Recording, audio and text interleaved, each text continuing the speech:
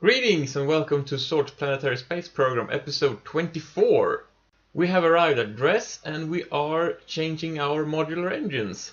And at first I'm having a bit of problem understanding why it doesn't work, but then I realized I turned off the RCS thrusters. So we're going to swap out our nuclear engines that are sitting on the craft with our chemical engines that are sitting on the back. Because we need to land in, not specifically in this case because of the thrust to weight ratio, Dres has a low gravity, but because the nuclear engines are too long and they would touch the ground before the landing gear do, if we keep them on. So the nukes are staying in orbit with the rest of the craft and the fuel and everything, and well, they still are not the most maneuverable crafts. It's a shame, really. I'm 24 episodes into the series, and the nuclear modular engines still aren't very maneuverable. Ugh. So, yeah, we skip ahead a bit until all the engines are swapped. We check our fuel levels, everything is go, and we undock. So now we're going to pick a landing site. Somewhere on this dwarf planet. Well, we're going to do our burn on the dark side anyway, so we are going to time warp there. And then we go too low and need to go at a slower warp, so I increase the speed of the footage a bit more. Yeah, so here's a good place than any to do our deorbit burn. We're gonna do the usual drop periaps to just above surface and then do suicide burn. So I wonder if we're gonna, no, we're not going to collide with the rest of the spacecraft, because in space, if you burn towards something, doesn't necessarily mean you will end up at that something. So we are dropping towards the surface of Dres. We're gonna wait till the time warp barrier kicks in, which is here, and align our craft. And now we need to worry about the exact landing spot. And yeah, there's a mountain coming up. We'll see if that becomes a problem, how we deal with that. Should be that one that just appeared in the horizon. And let's have a closer look on the map view. Not that I completely trust the map view, but yeah, that looks like we're gonna like skim the top of it. So I'm just going to, as a precaution, raise the orbit like that. Now it's not a problem. And now why don't we just go ahead and land on it? The orbital velocity is really low, so you can just, you know, stop like that. Not really, it doesn't really require a lot of planning. So now we just align the craft to face the sun, and now we land. Let's watch this in not quite real time, but almost. Coming down very gently, and excellent! That was a very nice landing. Didn't even need lights. So let's get the crew out and plant the flag. That's why we're here. So, yeah, the gap in the ladder there could maybe become a problem later. It's not a problem now. You can fly around with the jetpacks however much you want. Flag, yeah. Dres landing site as always. We just plant a flag, write some witty notes, and take a postcard to send home. Beautiful. Maybe that should be the thumbnail for the video. We'll see, we'll see. Or you'll see. You have already seen.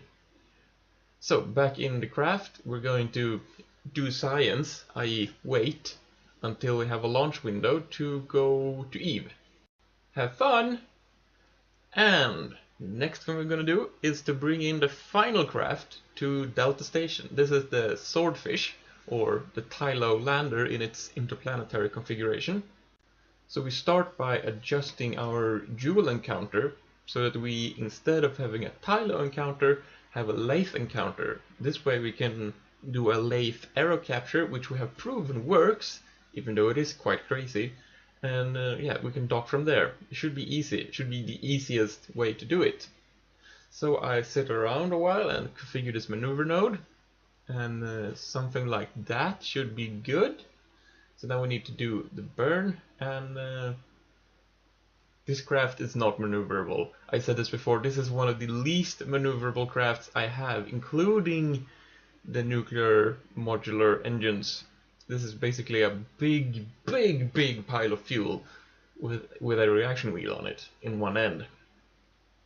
So we have our encounter, and let's do the warp.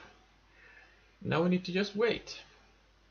Actually, we're very far out, so we should increase time acceleration to maximum so we don't have to wait. Here we go. Wait, what? What just happened? Where's my lathe encounter? There is no lathe encounter. Are you sure? Yep, this is where we should have entered the sphere of influence. Ha! So, I would say this qualifies as a game screwed me over and therefore I can cheat moment. And by cheat I mean edit the save file. So, we revert to this stage. And this is not actually a save file edit, I just managed to load the autosave as a quick save and get back to where we were. It's quite easy. You just change the name of the persistent save to quick save, really. So warping in a lot more carefully this time, and yeah, Tylo is very close. Looks like we're gonna fly straight into it. But we shouldn't, unless the game glitches out even more. It is really close, and I think it has rather large sphere of influence. But nope, we're clear. Battle isn't a problem. So, here we go! Almost at lathe. Come on, come on, come on. We need to do one final adjustment of the periapse before we start, because because it's just roughly trimmed. So we need to bring it down, or no, we need to bring it up. Well, we need to go this direction, which is up. And I made the maneuver now just to see the direction, not actually the distance. So yeah, there, that's good. 25 or something? Yeah. So let's test out the aerodynamic properties of the fuel pile, we could call it. And I'm just gonna point it in the prograde direction, so that if we brake too much, I may be able to save it. Yeah, that's a nice view. So we are plunging very deep into lathe atmosphere as always.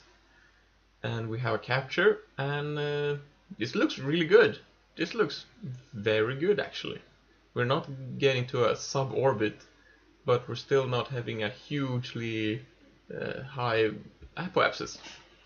No encounters with the station planned up, so we can do this a little more carefully. And ooh, look at that inclination. That's not fun. That's gonna cost me. Should have thought of that earlier. Let's just try and correct. No, this isn't working. Yeah, we're gonna have to do some major orbital planning and maneuvering, which you're not going to get to see because it's very exciting, I promise you. So we're doing our approach to Delta Station here, and as I said, this craft is the least maneuverable vehicle I have. So I'm just gonna show you how I do this, because it ended up working out better than I expected it to. So, as you see, I'm doing the usual thing. I'm burning retrograde marker for the relative velocity indicator, trying to push it towards the antipole of the direction towards the target. And by doing this carefully, you can bring it so that you have a low velocity when it matches exactly. And you need to be close too. So that's how we do the approach, and after that it's very much very careful nudging yourself towards the station. I mean, this is high-speed action compared to that. And here you can actually see the ship. That which I did was in darkness because this one doesn't have any lights.